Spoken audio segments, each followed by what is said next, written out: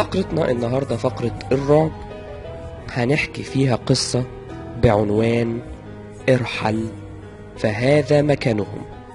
ارحل فهذا مكانهم. هتعرفوا قصة الاسم ده بعد القصة ما تخلص. القصة دي عبارة عن رسالة بعتها أو لقيناها على موقع من المواقع الغير مشهورة على الانترنت، بعتها شخص مجهول الهوية. الصراحة ما قدرناش نعرف مين الشخص ده، أو ما عرفناش أصلا نوصل له. فالقصة شدتنا، فقلنا لازم نعملها علشان ناخد رأيكم فيها. القصة دي مكتوب بس كده، يعني زي مش زي تنويه، زي مقدمة للقصة كده. أنا عن نفسي شدتني فهقولها مع القصة قبل ما نبدأ القصة. المقدمة دي بتقول: في بادئ الأمر لم كنت أعتقد أن هناك نوع من التواصل المباشر بين العالم السفلي وعالم البشر، ولكن بعد إرسال هذه الرسالة على هذا الموقع المغمور أدركت وأيقنت تماما أنه يمكن لعالمنا التواصل مع عالمكم، والدليل أنكم تقرؤون هذه الرسالة الآن. هي دي المقدمة للقصة اللي هنحكيها دلوقتي. القصة دي على موقع من المواقع المغمورة. يلا بينا نقرأ القصة. يلا بينا. أنا كان اسمي خالد، وكان عمري 30 سنة.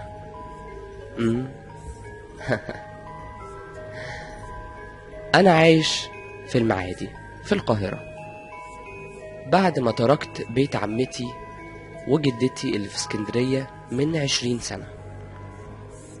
ومن هنا بدأت قصتي في إحدى الليالي المظلمة الساعة 2 بالليل، لما لقيت رقم غريب بيرن عليا بطريقة غير طبيعية، لدرجة ان انا قررت ارد على الرقم ده بعد ما كنت حالف ان انا مش هرد على اي ارقام غريبة خالص.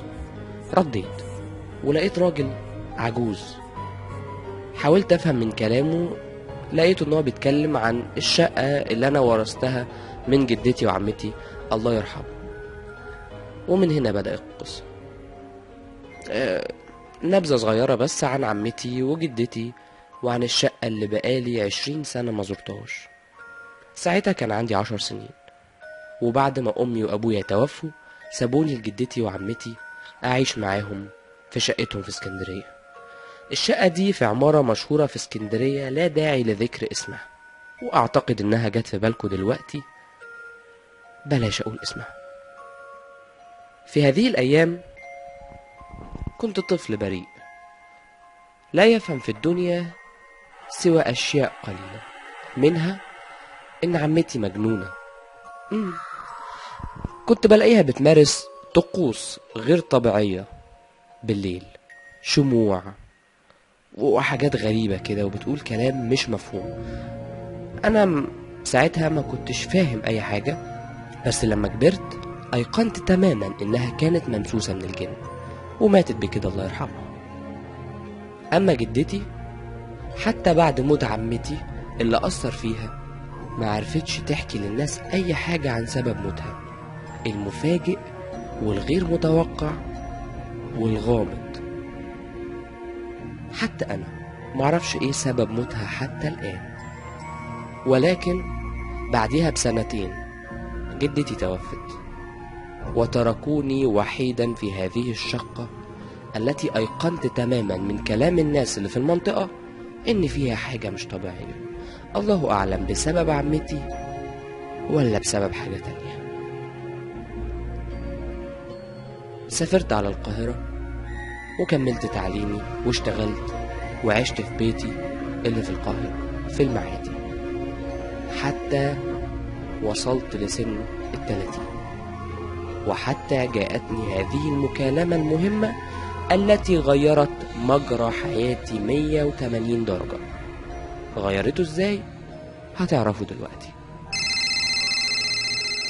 بعد مكالمة الراجل دي واللي مسكت فيها بإيدي وسناني إن هو عايز يشتري الشقة اللي في اسكندرية، بعد إغلاقها 20 سنة، وبعد ما عرضتها للبيع لمدة 6 سنين، وكل ما المشتري يجي يعرف عنوانها بالظبط يسيب العمارة ويمشي.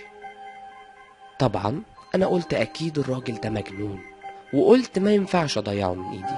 عشان كده قلت أسبقه على اسكندرية وافتح الشقة وانضفها طبعا، وامنعه ان هو يتكلم اي حد من المنطقة عشان ما يعرفش اي معلومات عن العمارة او الشقة ويطير زي اللي طاروا قبله.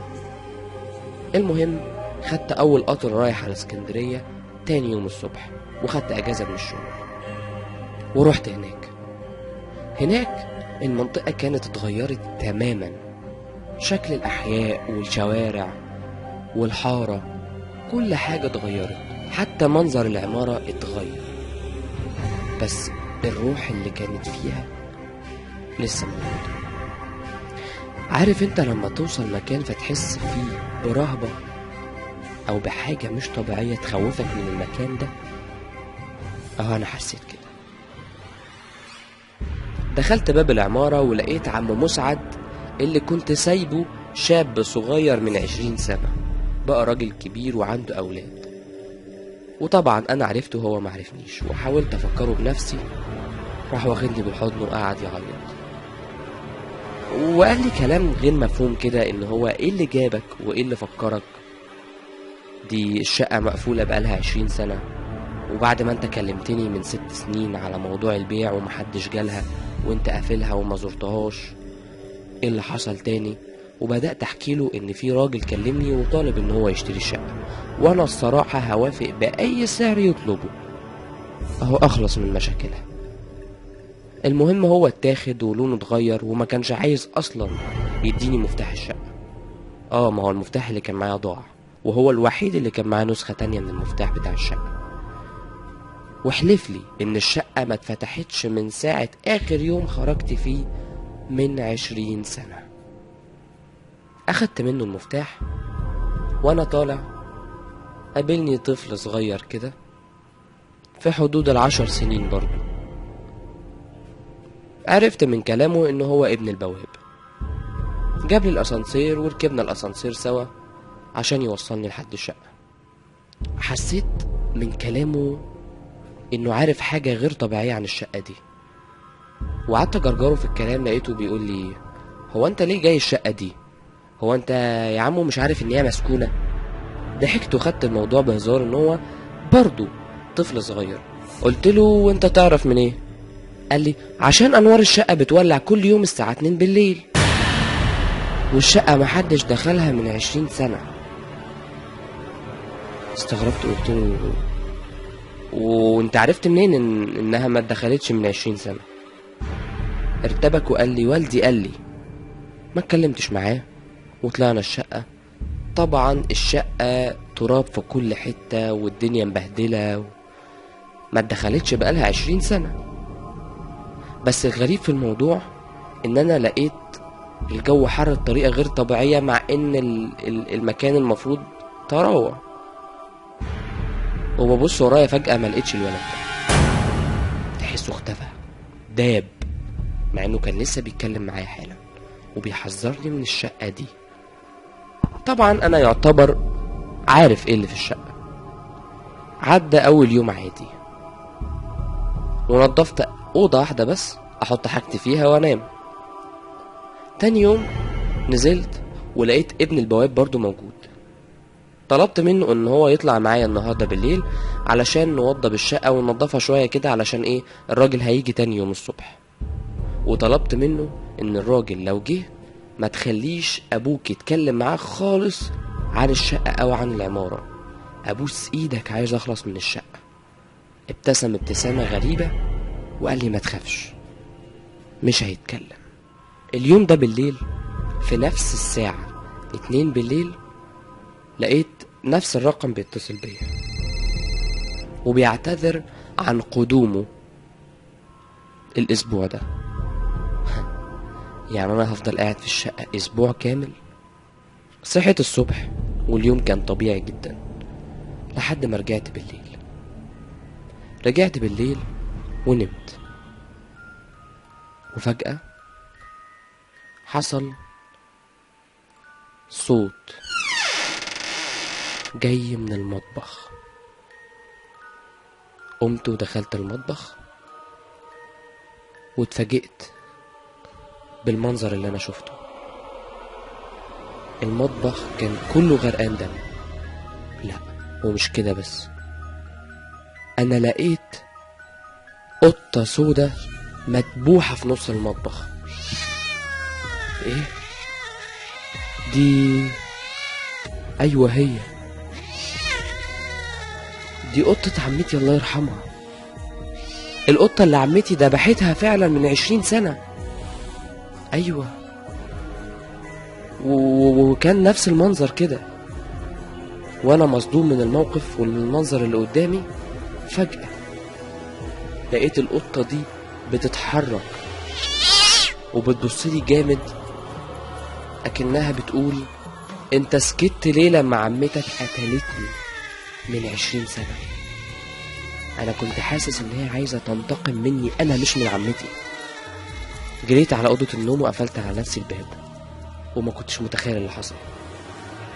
خدت الموبايل واتصلت بالرقم اللي الراجل كان بيكلمني منه. قلت لازم اكلمه يجي الاسبوع ده، مش هينفع اقعد في الشقة دي اكتر من كده، الموضوع ما اقدرش استحمله. وطلبت الرقم. الصدمة الحقيقية فعلا لما في بنت ردت عليا وقالت لي ان مفيش حد اصلا هنا بالاسم ده. يعني انا اللي كلمني ده ما كانش بني ادم ولا جن ولا، انا مش فاهم اي حاجة. خرجت ولعت انوار الشقة، وكانت الصدمة ان انا لقيت انوار الشقة كلها محروقة. ولعت شمعة كده لقيتها في المطبخ بعد ما المنظر ده كله اختفى منه. والمفاجأة ان انا لقيت حيطان الشقة كلها متغرقة دم، ومكتوب على الحيطان كلمة واحدة: ارحل ارحل ارحل ارحل ارحل. طب ارحل ازاي وانا في حد هو اللي كلمني؟ طب ما هو انا ما جيتش بمزاجي. طب ايه اللي بيحصل ده؟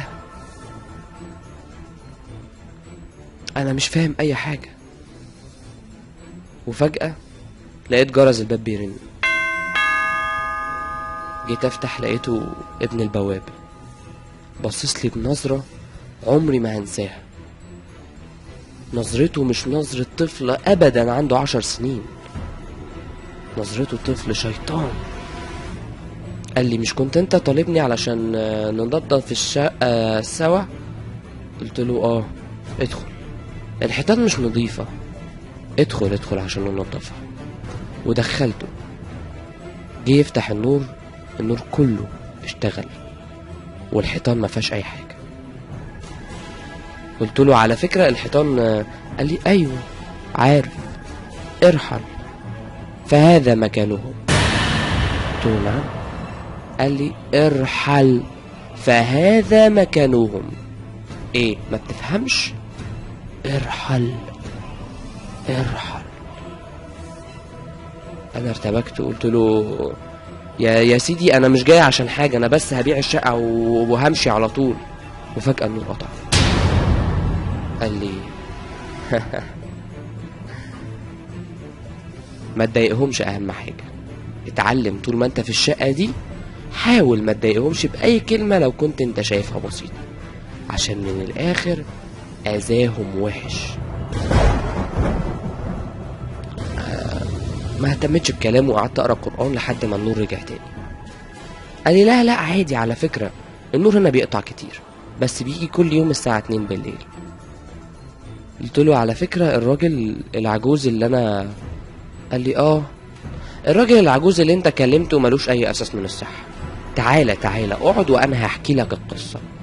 قلت له قصة ايه؟ قال لي قصة الشبح. قلت له شبح؟ قال لي يا سيدي تعالى بس اقعد وانا هحكي لك. قلت له انت والدك عارف ان انت هنا؟ قال لي عارف.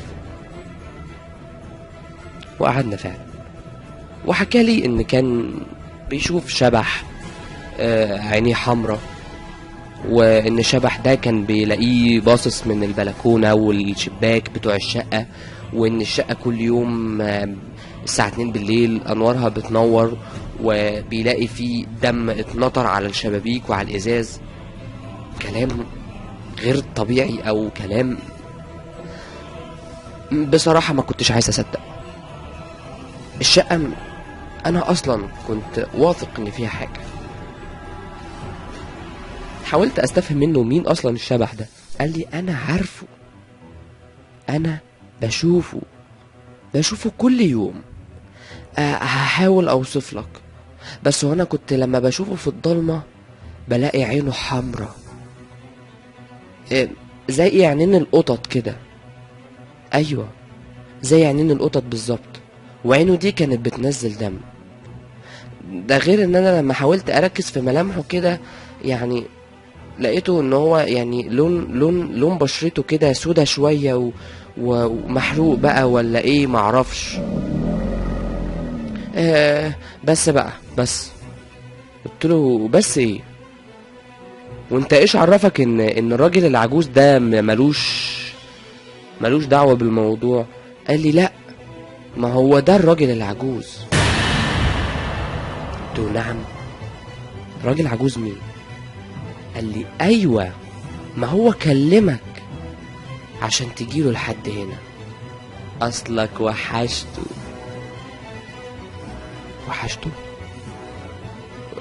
ووحشت مين بس؟ ومين الراجل العجوز ومين الشبح؟ انت واثق من الكلام ده؟ قال لي ايوه. بص يا سيدي، الشبح ده عايش في البيت هنا من ايام عمتك الله يرحمها. ايوه، وعايش هو وقبيلته كلها. قبيلته؟ ايه ده؟ انا مش مصدق. وبعدين؟ ابدا، هو ده عايش في الشقة. انا بقى معرفش هو ليه جابك لحد هنا، بس هبقى اسأله. انت بتهرج؟ احنا في ايه ولا في ايه دلوقتي؟ تسأل مين بس؟ قال لي بس هشت خالص، قلتلك ما تقولش اي كلمة حتى لو شايفها بسيطة. انت كده قاعد في مكان ايه؟ مكان مين؟ قال لي مكان الشبح. ايوه، الشبح. هو انت مش لقيت كده رسالة مكتوبة لك ارحل؟ انت كده بتضايقه هو وعيلته، انت كده قاعد في مكانه، عشان كده يقول لك ارحل. بص، بطل تخريف. مفيش شبح اصلا ومفيش الكلام ده، بس موضوع شبح وقابلته وان هو ساكن في الشقة وان هو بعتني هنا مخصوص عشان يقول لي ارحل، ده كلام جنون. ايوه جنون، وملوش اي اساس من الصحة. رد عليا بكل برود وقال لي انت حر، اديني انا قلت لك اللي فيها. بص انا عموما تعبت النهارده، نبقى نكمل تنظيف بكره بقى. وراح سايبني وخارج. انا فضلت متسمر في مكاني. يعني ايه شبح؟ ويعني ايه عينين حمرا وعينه بتنزل دم وعينه شبح عيون القطط؟ وايه علاقته بعمتي؟ والراجل عجوز ايه اللي كلمني وملوش اي اساس من الصحة طب ولنفترض ان الكلام ده صح، هو بيجيبني هنا ليه طيب؟ وبيقول لي ارحل ليه؟ انا مش فاهم حاجة. قمت وشغلت قرآن يومها وحاولت انام. وفعلا الساعة 2 بالليل لقيت نور الشقة كله طالع، ولقيت كل اللي الولد حكالي عليه بيحصل. أشباح بتعدي من قدامي، صوت صريخ وعياط وزعيق وصوت ناس بتتكلم وصوت ناس بتضحك. ده غير ان انا ببص في الارض لقيت الارض كلها مليانة دم. وفعلا برضو لقيت في دم على الحيطان ودم على الشبابيك. مش عارف الدم ده منظره او مصدره جاي منين. مش قادر افهم. انا ما كنتش مستوعب. جيت حاولت اقوم لقيت نفسي متكتف والنور قطع، وظهر لي الشبح اللي هو كان بيتكلم عليه. فعلا نفس المواصفات، عينيه حمرا بطريقة لدرجة ان هي باينة وواضحة في الضلمة، وفعلا كانت بتنزل دم، وملامح وشه كانت باينة مشوهة، او تقدر تقول محروق، معرفش. بس للأسف هو ما كانش لوحده، كان معاه قابلته، معرفش دول مين. بس هما مش ملامحهم زيه ولا نفس شكله. هو مش باين منهم اي حاجة اصلا، ملامح سودة، وهو اطول منهم وكلهم قصيرين. ايه هما دول جن ولا ايه؟ اعوذ بالله من الشيطان الرجيم. بسم الله الرحمن الرحيم. اعوذ بالله من الشيطان الرجيم. بسم الله الرحمن الرحيم. كل ما كنت بقول اعوذ بالله من الشيطان الرجيم كنت بلاقي الدم كتر على الحيطان، وهو بدأ يتعصب ويغضب ويطلع منه صوت فحيح كده غريب، صوت ما كنتش قادر اسمعه، ومشلول مش قادر اتحرك او اتكلم او اصرخ. كنت قاعد بدعي يا رب يا رب يخلصني من اللي انا فيه يا رب. عدى اليوم وصحيت، بس المرة دي كانت المشاكل مش بالليل بس، يومها كانت المشاكل طول اليوم. اول ما صحيت على صوت عمتي. ايوه، عمتي اللي المفروض ماتت من 20 سنة. لقيتها بتنده عليا. انا استغربت وقلت اكيد في حاجة غلط. قمت وطلعت بره، لقيت عمتي مشنوقة. ايوه، جثة عمتي مشنوقة، زي ما قتلت نفسها من 20 سنة. ايه، هتشنق زيها ولا ايه؟ لا، انا لازم اسيب الشقة. جيت افتح باب الشقة لقيته ما بيتفتحش، ولقيت الأكرة بتاعت الباب بينزل منها دم كتير، نافورة دم غير طبيعية، لدرجة ان انا رجعت ورا علشان هدومي كلها اتغرقت دم. الدم ده جاي منين معرفش. وفجأة لقيت البيبان بتتخبط بطريقة غير طبيعية، والجو بقى حر لدرجة غير طبيعية، حاسس ان انا في جهنم. والحيطان بدأ يتكتب عليها نفس الرسالة: ارحل ارحل ارحل. ولقيت أصوات فظيعة من كل ناحية بتقولي ارحل ارحل ارحل، وأصوات بتصوت وبتتحزب: يا رب يا رب نجيني يا رب نجيني يا رب. أعوذ بالله من الشيطان الرجيم. أعوذ بالله من الشيطان الرجيم. وفجأة ببص ورايا لقيت عمتي قدامي، مسكتني من رقبتي وحاولت تخنقني. كان منظرها فظيع. حاولت اخلص نفسي من ايدها بس اغمى عليا، وصحيت لقيت نفسي في السرير، والسرير مليان دم. وببص جنبي لقيت القطة المدبوحة السودة اللي عمتي كانت قتلتها من 20 سنة، مدبوحة نفس المنظر. قمت وجريت على باب الشقة، قلت لازم اعرف ايه اللي بيحصل. جريت على باب الشقة وفتحته، ولقيت الولد الصغير ده قدامي. معرفش ايه اللي كان حاصل لي ساعتها، بس انا مسكت الولد ده فضلت اضربه وازعق له واقول له قول ايه اللي بيحصل، اتكلم. وهو مبتسم وساكت، وبدأ وشه يحمر. حسيت ان هو هيموت مني. ولقيته فجأة اتشنج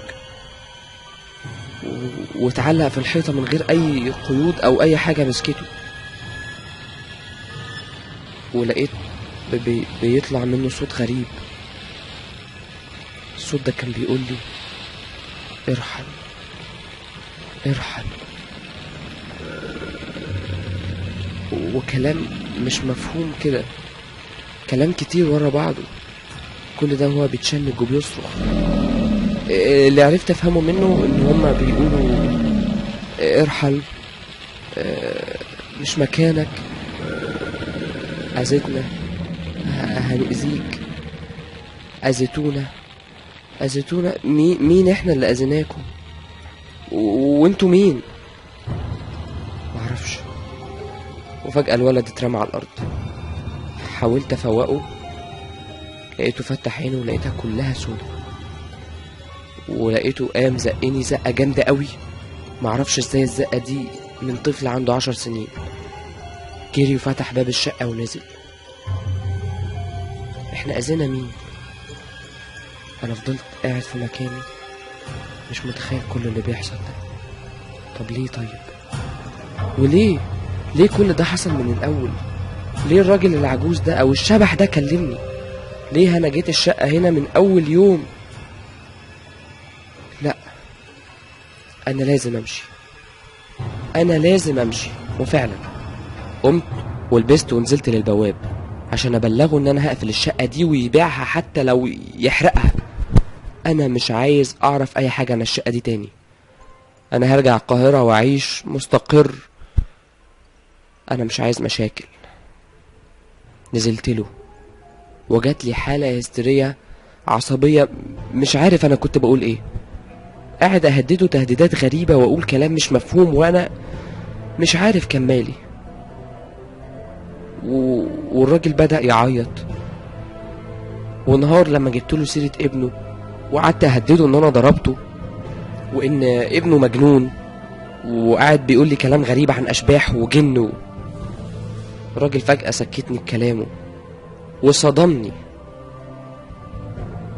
لقيته انهار من العياط وقعد على الارض ويقول لي يا بيه حرام عليكم، انا ابني مات من 5 سنين. انتوا ليه مش قادرين تفهموا ان اللي بيطلع لكم وبيظهر لكم وبيكلمكم ده مش ابني؟ حرام عليكم، انا عايش في جحيم بقالي 5 سنين. سكان العمارة مش عايزين يفهموا ان اللي بيطلع لهم ده شبح. ايوه، هو ده مش ابني، انا ابني مات. وقام وجري على الشارع وما شفتوش. يعني الطفل الصغير اللي انا مسكته وضربته، واول ما جيت كان طالع معايا في الاسانسير ونظف معايا الشقة وقعد معايا واتكلم، كل ده ما كانش حقيقة يعني. طب هو ايه ده جن ولا ده الشبح ولا ايه؟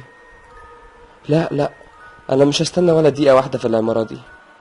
انا هطلع لم شنطة هدومي. وفعلا طلعت خدت شنطة هدومي وانا جاي امشي لقيت كل الحيطان متلطخة بالدم ونفس الرسالة مكتوبة: ارحل، فهذا مكانه، ارحل ارحل ارحل. جريت وطلعت من العمارة. كانت الساعة 2 بالليل وشفت بعناية اللي بيحصل في الشقة. النور جه ولقيت دم بيتلطخ على الشبابيك، ولقيت الطفل الصغير اللي المفروض مات من 5 سنين واقف مبتسم من ورا الشباك. معرفش ده مين، ولا عايز اعرف. المهم دلوقتي ان انا خرجت برا العمارة وماشي مروح بيتي. فكرت ان انا كده خلصت من المشاكل. وقفت تاكسي وركبت.